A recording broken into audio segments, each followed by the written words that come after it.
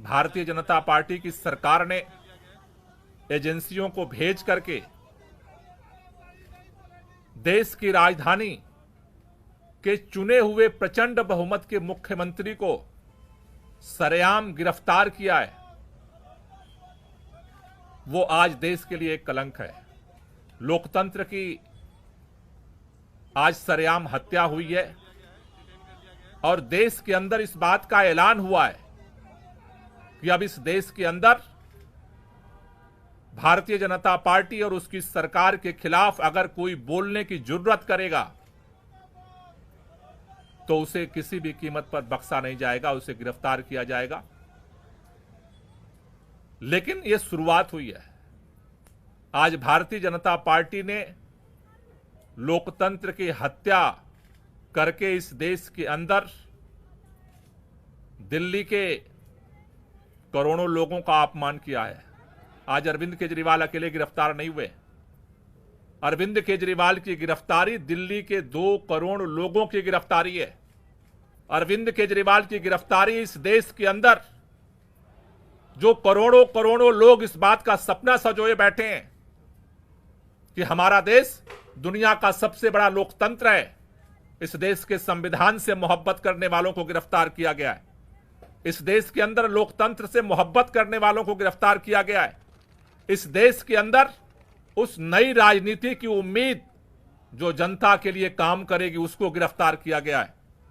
लेकिन भारतीय जनता पार्टी अगर ये सोचती है कि अरविंद केजरीवाल को गिरफ्तार करके आम आदमी पार्टी को हम खत्म कर देंगे, अरविंद केजरीवाल को गिरफ्तार करके आम आदमी पार्टी को नेस्तनाबूद कर देंगे, अरविंद केजरीवाल को गिरफ्तार करके पूरे विपक्ष को हम डरा देंगे, अरविंद केजरीवाल को गिरफ्तार करके इस देश के अंदर हम हुकूमत कायम कर देंगे, वो गलतफहमी में है।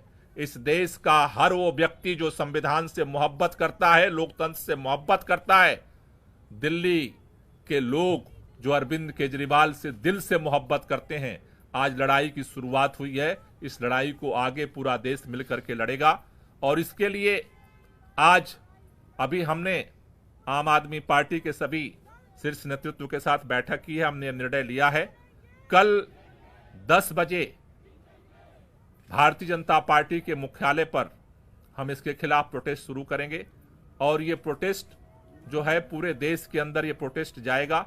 इस लड़ाई को हम एक एक कदम करके पूरे देश में लड़ेंगे। भारतीय जनता पार्टी और इस देश के प्रधानमंत्री श्री नरेंद्र मोदी जी ने प्रजातंत्र की हत्या की है और ईडी के कंधे पर बंदूक रखकर चलाई है। मैं भारतीय जनता पार्टी से कहना चाहता हूं कि अगर आप में हिम्मत है तो सामने चुनाव के मैदान में आमने सामना करो। इस तरीके से झूठे फर्जी केस बनाकर क्यों पीछे से कायरों की भांति हमला करते हो? ये अरविंद केजरीवाल अकेला नहीं है। अभी इस देश के हर एक परिवार में जो एक ईमानदार राजनीति का समर्थक है, जो इस देश को विकसित बनाना चाहता है, एक नई राजनीति लाना चाहता है, हर एक परिवार में अरविंद केजरीवाल है। अब ये लड़ाई आम आदमी पार्टी की अकेली लड़ाई नहीं है, ये लड़ाई हम सबकी नहीं है। ये लड़ाई इस देश के हर उस नागरिक की है जो इस देश को एक ईमानदार राजनीति देना चाहता है। हम सब राजनीति में नए हैं, हम सबको इस गंदी राजनीति, षड्यंत्र, शाम दाम दंड भेद का ज़्यादा ज्ञान नहीं है, लेकिन एक चीज़ का भरोसा है कि इस देश के लिए सब कुछ दांव पे लगाने के लिए, सब कुछ न्योछावर करने के लिए आए हैं। और अब ये लड़ाई भारतीय जनता पार्टी वर्सेस आम आदमी पार्टी की नहीं है, ये लड़ाई देश की जनता वर्सेस भारतीय जनता पार्टी की है। मैं आज ये कहना चाहता हूं कि कल पूरे देश में श्री अरविंद केजरीवाल जी के गिरफ्तारी के विरोध में भारतीय जनता पार्टी के खिलाफ आम आदमी पार्टी और देश की जनता विरोध प्रदर्शन करेगी। दिल्ली में भी करेंगे और पूरे देश में करेंगे।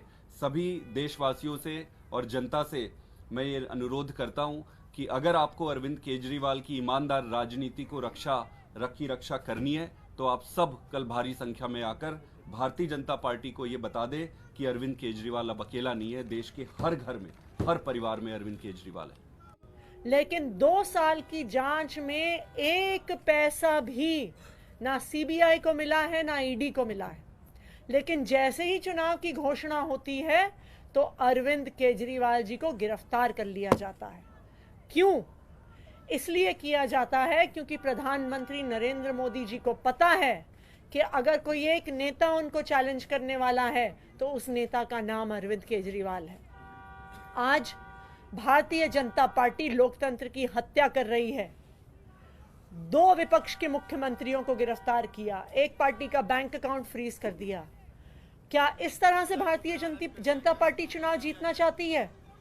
मैं भारतीय जनता पार्टी को ये कहना चाहती हूं कि अगर लड़ाई लड़नी है तो सामने आके लड़ो, राजनीतिक मैदान में लड़ो, चुनाव के मैदान में लड़ो। ये ईडी के पीछे छुपकर राजनीति करना छोड़ दो, ईडी को अपना हथियार बना के राजनीति करना छोड़ दो।